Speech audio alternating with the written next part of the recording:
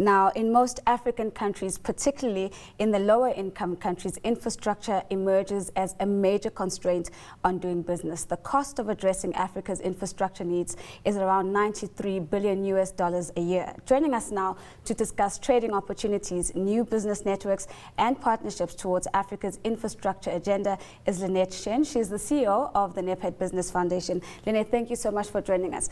Let's start off with contextualizing the role of the NEPAD Business Foundation. How does the NEPAD Business Foundation facilitate the implementation of Africa's infrastructure plan?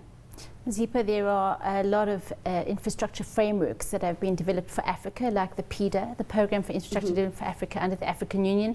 There's the SADC Infrastructure Master Plan, there's the Tripartite Alliance, and so there's many frameworks, and I think that's been a good progress.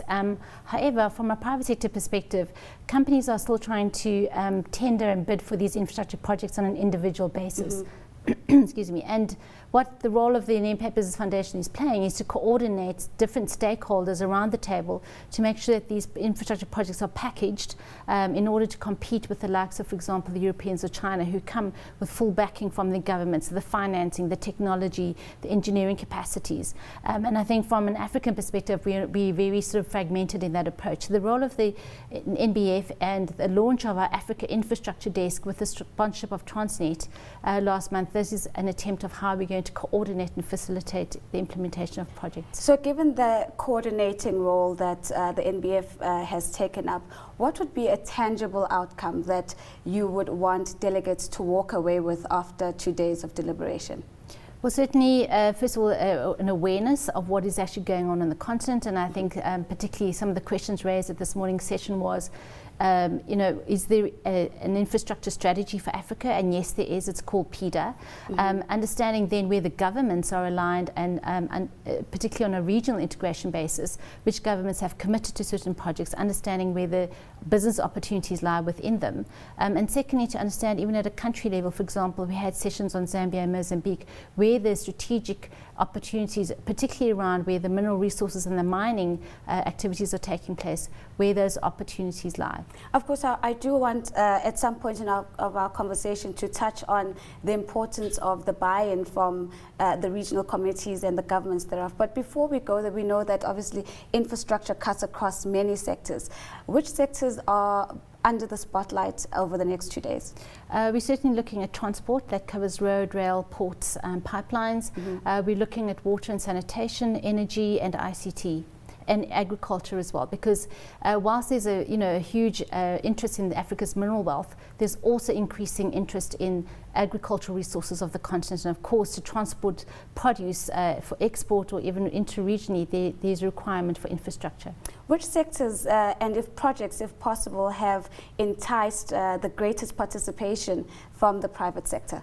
Well, particularly private sector obviously looks for wherever the best return on investment is, and those are the big projects, particularly energy, ports, rail, road and water not so much, because often that's seen to be government's responsibility and is generally non-revenue generating.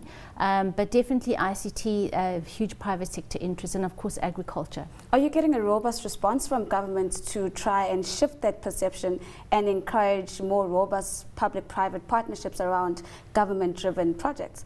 There certainly is an increased call from governments for private sector to come on board, because if you look at the scale, as you mentioned earlier, of the investments required to fund all these infrastructure projects, governments do not and cannot do that alone. And so there is more interest for private sector to become involved in the investment, but also on the providing technology and skills and resources to these projects. Let me just take a quick focus on the energy sector and obviously energy infrastructure in that regard.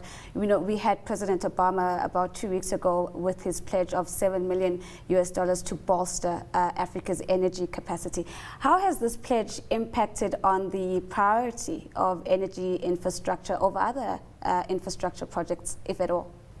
Well, I think that his one was quite unique because it really looked at providing energy for rural areas, whereas the projects that have been highlighted or prioritized in the PIDA programs is really looking at large-scale hydroelectricity power, for example, the Grand Inga project, looking at cross-border transmission grids and generation.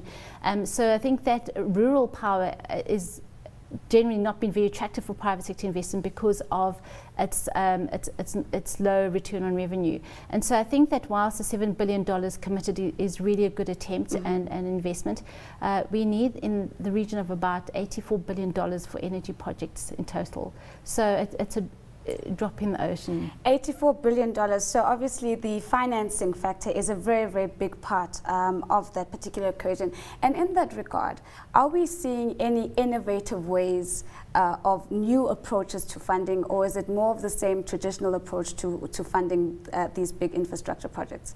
Well, I think, as I said, with the scale and number of projects on the continent that needs to be addressed, there is a call, for example, development finance institutions like the DBSA, the AFDB and the IDC, who have funding for pre-feasibility studies and often do take a stake in the investment, for them to play the anchor investor role, which will then provide a level of security for private sector companies to come on board and provide the balance of the investments. I think that the level of de-risking and ensuring that the having development finance institution as part of the stakeholders will really provide a lot of encouragement for more private sector money to flow in. So if we continue on your point of de-risking, how have governments responded to reducing the legal and regulatory challenges as a means of improving the respective country profiles and of course attracting more investment into the cross-border projects? So certainly that's always been a serious issue.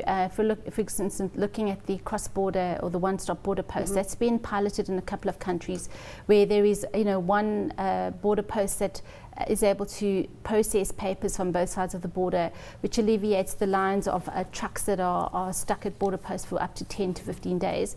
There is an attempt, and I think a really good attempt at harmonizing regulations, for example, on ICT, trade regulations, but I think that there needs to be a faster pace.